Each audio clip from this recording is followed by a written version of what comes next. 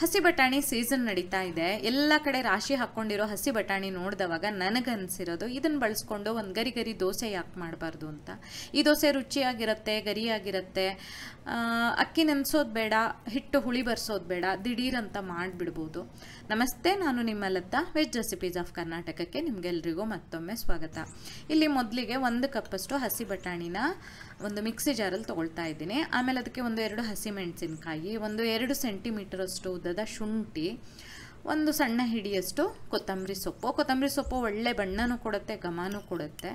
ಹಾಗೆ 1 ಚಮಚದಷ್ಟು ಜೀರಿಗೆನ ಹಾಕಿ ಅಗತ್ಯ ಇರೋಷ್ಟು ನೀರು ಹಾಕಿ ನುಣ್ಣಗೆ ರುಬ್ಕೊಳ್ತಾ ಇದ್ದೀನಿ.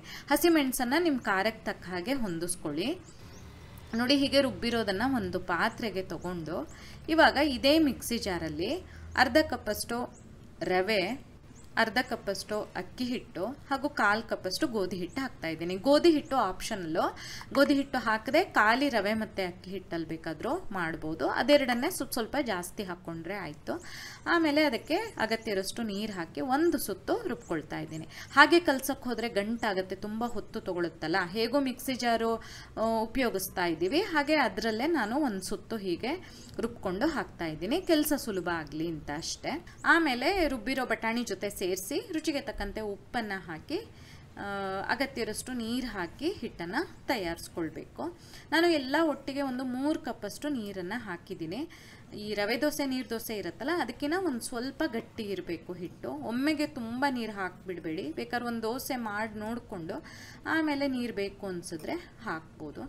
ನಾನು ಈ ದೋಸೆಲಿ ಒಂದು ಅಬ್ಸರ್ವ್ ಮಾಡಿರೋದು ಏನು ಅಂದರೆ, ಇವಾಗ ಹಿಟ್ಟು ತಯಾರಿಸ್ಕೊಂಡಿರ್ತೀವಲ್ಲ, 1-2 ಗಂಟೆ ಒಳಗಡೆ ದೋಸೆ ಮಾಡಿಬಿಡಬೇಕು. ಅದಕ್ಕಿಂತ ಜಾಸ್ತಿ ಟೈಮ್ ಇಟ್ಟರೆ ಅದು ಮೋಸ್ಟ್ಲಿ ಬಟಾಣಿ ನೀರು ಬಿಟ್ಕೊಂಡಂಗೆ ಆಗುತ್ತೇನೋ, ದೋಸೆ ಕ್ರಿಸ್ಪಿಯಾಗಿ ಬರೋದಿಲ್ಲ, ಹಿಟ್ಟು ತುಂಬ ಮಂದ ಥರ ಆಗೋಗ್ಬಿಡುತ್ತೆ.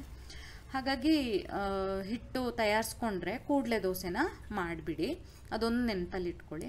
ಇಲ್ಲಿ ನಾನು ಮಾಮೂಲಿ ರವೆ ದೋಸೆ ಥರ ದೋಸೆನ ಮಾಡಿ ಒಂದು ಸ್ವಲ್ಪ ಹೊತ್ತು ಮುಚ್ಚಳ ಮುಚ್ಚಿ ಬೇಯಿಸಿ, ಆ ನಂತರ ಮುಚ್ಚಳ ತೆಗೆದು ಮೇಲಿಂದ ತುಪ್ಪ ಅಥವಾ ಬೆಣ್ಣೆ ಅಥವಾ ಎಣ್ಣೆನ ಹಾಕಿ ಸ್ವಲ್ಪ ಹೊತ್ತು ಗರಿ ಆಗೋವರೆಗೆ ಲೋ ಫ್ಲೇಮಲ್ಲಿ ಅಥವಾ ಸಣ್ಣ ಉರಿನಲ್ಲಿ ಕಾಯಿಸಬೇಕು.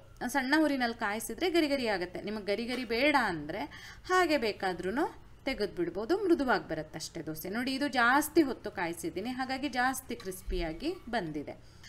ಬಹಳ ರುಚಿಯಾಗಿರುತ್ತೆ, ಕೂಡಲೇ ಮಾಡ್ಬೋದು.